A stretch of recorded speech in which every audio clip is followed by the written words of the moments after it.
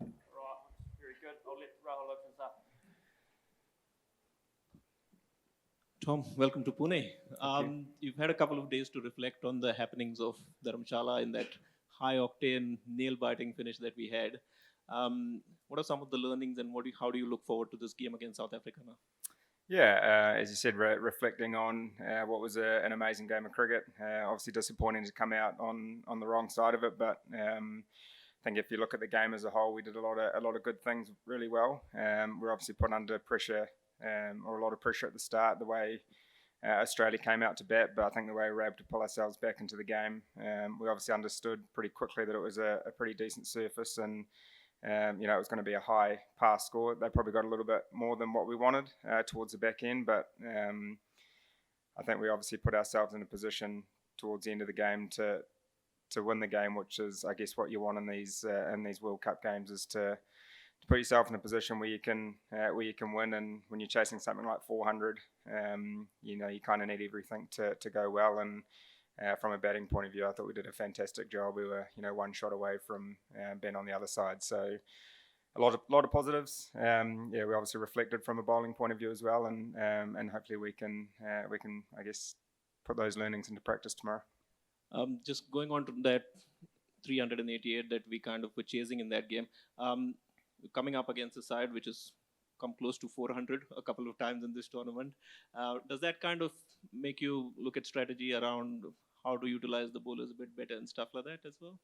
Yeah, I think it's just recognising situations as best you can, trying to be proactive as much as we can as well from a bowling point of view, and I guess a field placement point of view as well. And like every team, we do our scouting, trying to find, I guess, weaknesses, from a batting point of view from South Africa. But as you said, they're a team that's running pretty hot at the moment. They've got some guys in form, from a batting point of view. So again, it's going to be another great challenge, and we come to a different venue, and we've got to adapt as quick as we can to this ground here in Pune. Last one from me. Jimmy Neesham's given you a good headache to have, in the sense that he comes into the side and plays quite a vital role in that game. What happens with selection and stuff like that if Chapman's fine for selection as well? Yeah, I think from a selection point of view, we've obviously just arrived here. We've got a few guys to get through a few fitness tests, and I guess once we train, we'll have a clearer idea of what the 11 looks like. So fingers crossed all those guys can get through a bit of work today at training and be ready to go tomorrow. Hey Tom, all the best for the game tomorrow. I just wanted to touch upon Glenn Phillips, the bowler. He's taken some huge wickets in the tournament so far. So how does the team sees his role as a bowler, and how he goes about developing his skills? Yeah, he's been fantastic for us. He's obviously had sort of limited opportunity with the ball comparative to the other two guys, but he's an all-rounder for us that obviously has a lot of power with the bat, but also can bowl some handy overs, and it's nice having the option with the ball spinning the other way. And I think when he's bowled, he's obviously taken his opportunity really well. I think you look back to the Australia game a couple of games ago, where we were under a lot of pressure, and for him to bowl 10 overs from one end and get 3 for 30 odd, I think it was obviously a fantastic effort on a wicket that wasn't necessarily offering a lot. So I guess it just shows he's a really hard worker. He's someone that's hasn't been bowling off spin for long. He's a keeper from growing up. So I guess that just shows that the work that he's put in for him to get a few rewards throughout this tournament's been great, and I'm sure he'll be looking forward to hopefully get an opportunity again at some point with the ball, and hopefully he can, I guess, keep showing us the skills that he's got. Hi Tom, can you give us any updates on Lockie Ferguson's Achilles, and also is there any update on Kane?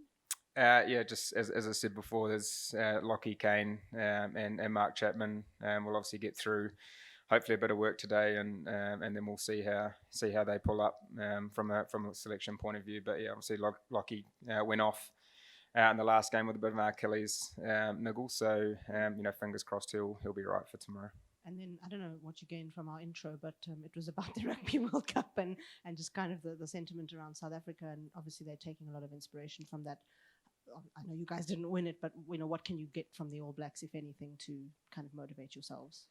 Yeah, that was obviously a fantastic game of rugby. Obviously, again, unfortunate to be on the the wrong side. But I guess you look at the All Blacks as a whole. They've played some great rugby throughout this World Cup. I think you look to the final, and I guess at Kiwi ways, we look to scrap, the whole way. Obviously faced with a little bit of adversity in terms of being down to 14 men, but I guess it's something we talk about in our team as well as we scrap right to the end, regardless of the situation. And I think we showed that the other night, as well as taking the game as deep as we can. And if we can do that, then hopefully that gives ourselves a good chance, towards the back end of the game.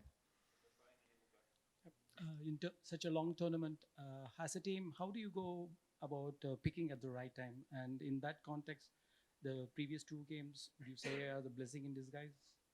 I think we just focus on every game as it comes. Really, every game's just as important as the next. And even though we've come off the back of a couple of losses, we've actually done a lot of good stuff as well. It's obvious, it's easy to point out the negatives and things that you may want to do better, but we've come close in both those games, especially the last one. And when you have some tight turnarounds, some quick turnarounds, it's about trying to obviously recognising the areas that you want to get better, but then also focusing on the things that we do well. And if we do that, then, as I said, hopefully we give ourselves a good chance towards the back end of each game.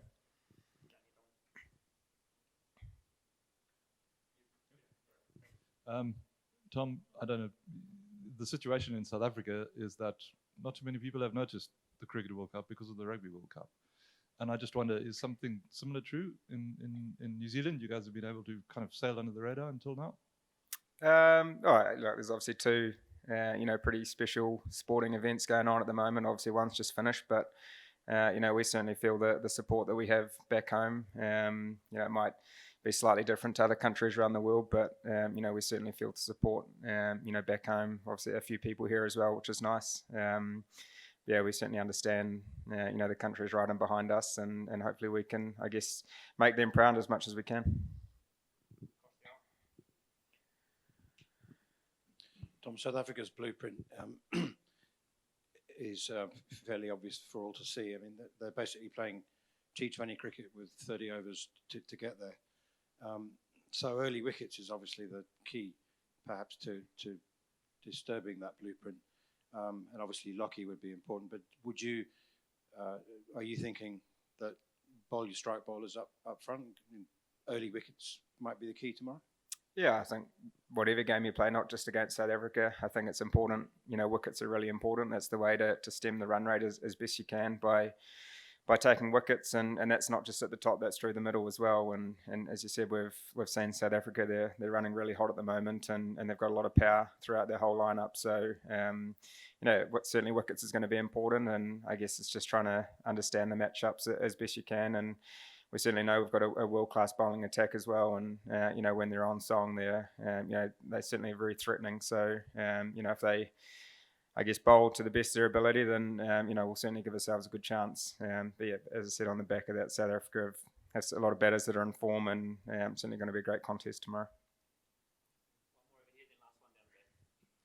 Just to sort of follow up to what you were asked the previous question, South Africa's chasing against Pakistan. Do you see any kind of opening for yourself in that kind of situation? Ask South Africa to chase, set up a target. Do you see anything different from what South Africa had done before while batting first? I guess whether you're batting first, whether you're bowling first, you've got to do it well.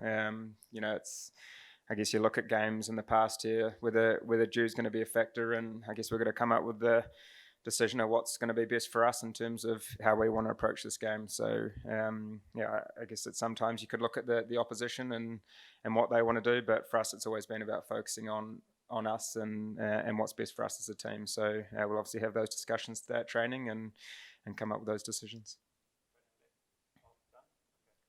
Wonderful. Thanks a lot, guys.